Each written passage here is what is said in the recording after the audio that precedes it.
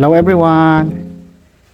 Ngayong araw gagawa tayo ng maliit na stool chair para kay baby mula sa scrap metals.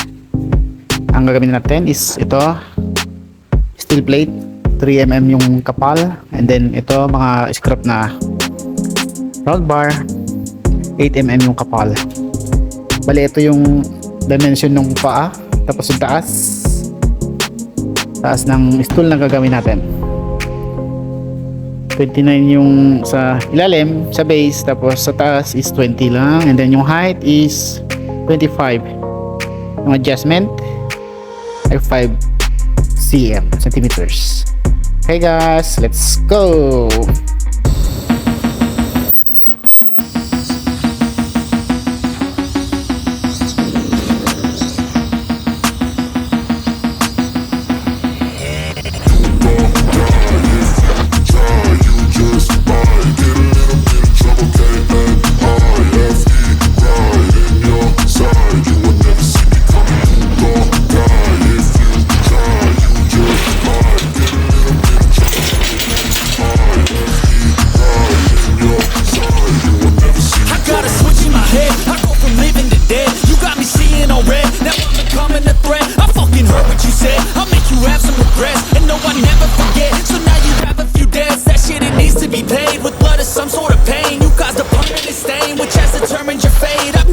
So clear, I feel the end and it's near. The day of reckoning's here, the sound of deafening fear. Don't die if you try, you just might get a little bit of trouble, K-N-I-F-E, right in your side. You would never see me coming. Don't die if you try, you just might get a little bit of trouble, K-N-I-F-E, right in your side. You would never see me. My energy is next level, so damn you better be careful. I got an angel and devil, he stabs me straight in the temple. I'm ready to be a rebel, I've got a lot of potential hidden inside of this vessel. That shit is so exponential. I need a first class ticket to the top, no limit. I don't play no gimmicks, I'ma take you to the clinic. If you want a taste, come at me and you will be replaced. They won't find a trace of you anywhere or any place. Don't die if you try, you just might get a little bit of trouble, K-N-I-F-E, right in your side. You would never see me coming. Don't die if you try, you just might get a little bit of trouble, K-N-I-F-E, right in your side. You would never see me coming.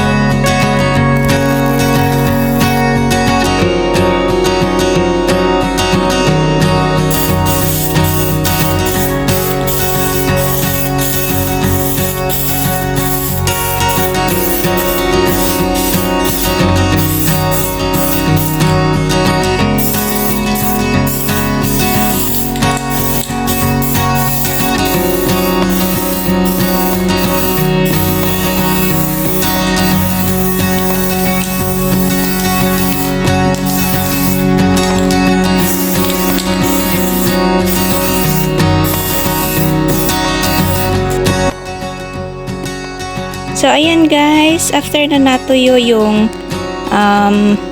pintura, ito na siya. Ito na ang ating product. Yung ating stool na cute. Diba? Ang ganda.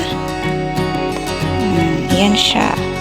Very simple lang siya and easy na gawin, kaya yung mga may alam sa welding, ayan, pwedeng kumuha ng idea based sa imagination. O, diba? Ito yung naisip ni Philtay na gawin. Project niya para kay Akio. Bilog na bilog. Okay, thanks for watching guys. Don't forget to subscribe and click the notification bell button to update you for more videos. So, bye! Thanks for watching!